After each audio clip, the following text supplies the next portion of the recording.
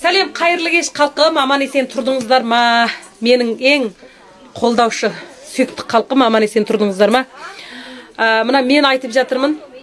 Бізге осы күнді халық бергендіктен әзір мұндайда 10 мың юан ақшамен тек қана сіз дізімделесіз. Менен тегін 20 мың юанның тауарын әкетесіз.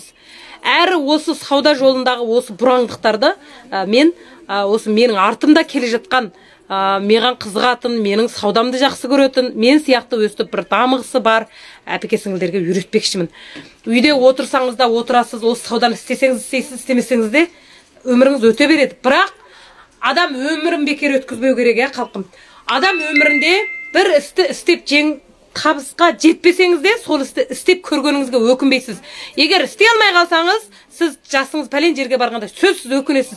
Не үшін жас кезімде осындай шамам барда мен бір талпынып көрмедім, құлшынып көрмедім. Сол кезде орай бар еді ғой, ал енді арманым бар, дәрменім жоқ, осындай кәртегенде маған не сөгіс деп өз-өзіңізге бір солай болып қаласыз. Соған әрбір нәрсені мен сіздерге айттым ғой, жаман істің барлығы жаман емес, жаман істің дүзде 80% жақсыға айланады.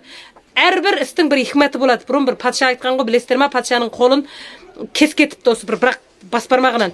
Сонымен үзгеткеннен кейін бір уәзір күліп қақақтап, ой, жақсы десе, ана біреу дереу жамандап, ой, патшаны орныңа таласып жатыр анау мынау деп, сонымен әлгі уәзірді зынданға салып, бұл патша бір аң аулауға шыққанда бір жабай тайпалар жолыққап, әлгі патшаны түрмеге алады екен. Соймақшы болады екен да, әлгі неменеге құрбандыққа шалып. Бірақ оған салайықсаның бір қолы жоқ, сонымен әлгі оған кем-кетік нәрсені бір рет қан төгіліп болды, және қан төгілсе болмайды деп, ондай рым бойынша бізде әдетте осы құрбандыққа мал жақса ақсақ күтек мал соймайды ғой. Сондай екен. Сонымен ол аман қалып, сонымен әлгі уәзір мәсілінде өте кемеңгер адам екен. Сол жақсы деп осы кезде айтып еді, расынша мен аман қалдым деп, әлгі дереу барып уәзірді шығарады екен зынданнан. Сонымен ол уәзірді айтып, сіздің де мені ана жерге жапқаныңыз жақсы болып зынданға, егер зынданға шықпасам, сіз аман қалғанмен мен өлер едім деп. Сол айтпақшы, халқым, мына сөзге даң салсаңыздар өте бір керемет. Менімен бір сәтсіздік деген нәрсені ойламаңыз. Неге десеңіз, мен де осы күнгі мен айттым ғой, осы Каужи-Жунчжоуның ағылшын тіл мұғалімі Тоғыстырау ауданының деп. 7 жыл мұғалімдік штатты тастап отырып, елдер қызметке жетамай, ойбай қызмет деп, қанша адам жүр күн-түн ұйықтамай сынау беріп. Сондан осы кәсіпті талдағанымда менің де өзіндік даулейім бар.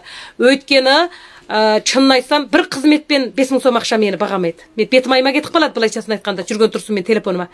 Ақшаны көп табу керек, патшадай жүру керек, құлдай істеу керек. Менімен ілесіп құлшыныңыздар, халқым. Менімен бір ілесіп зиянын тарсаңыз мен төлеймін.